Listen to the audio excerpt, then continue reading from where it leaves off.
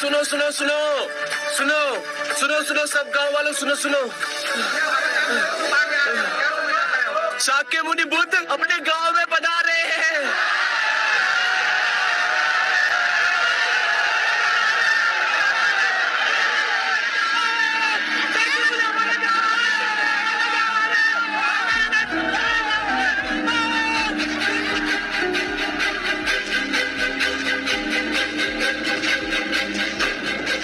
महाराज की जय हो।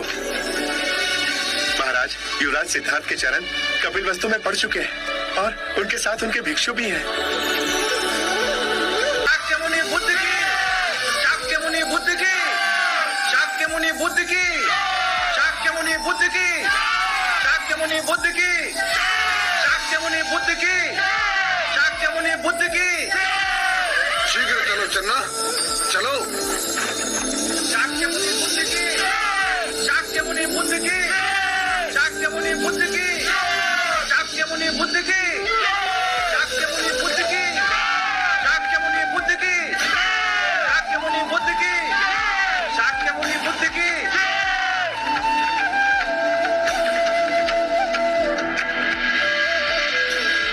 या भगवती भिक्षाम देहि।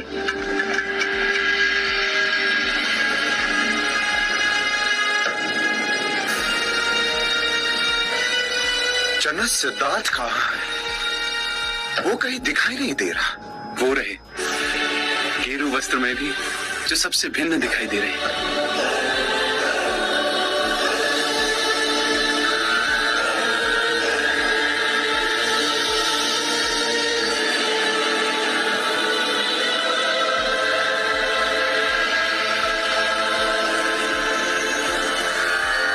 धन्य भाग इस बुढ़िया के जो आप शाक्य मुनि बुद्ध इस गरीब के झोपड़े पधारे, परंतु आपको देने के लिए इसके सिवा और कुछ ना है।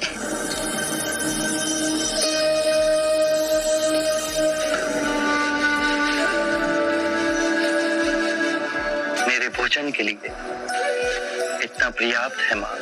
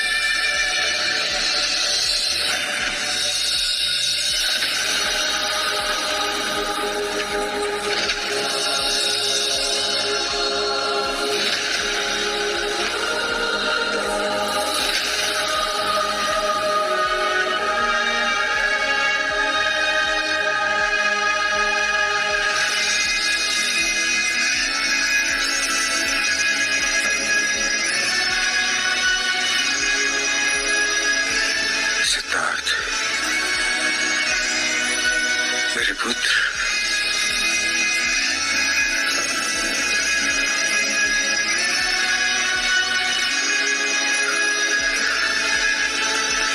कैसे हो मेरे पुत्र? प्रणाम पिताश्री। राजमहल की ओर प्रस्थान करें? हाँ हाँ, चलना शीघ्र। चलो पुत्र। मैं रथ में नहीं बैठूंगा, मैं अपने भिक्षुओं के साथ पैदल ही आऊंगा।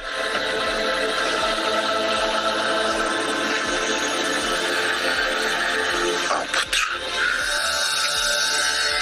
कपिल वस्तु आने के पश्चात हमें लगा कि तुम सर्वप्रथम महल में आओगे। आराम से मिलोगे।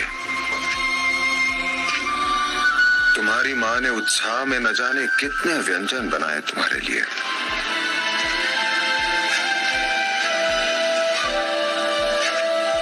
परंतु जो हमने देखा उसकी कल्पना नहीं थी कि कपिल वस्तु का युवराज एक दरिद्री के झोपड़े में भिक्षा मांगते हुए हमें दिखाई दे।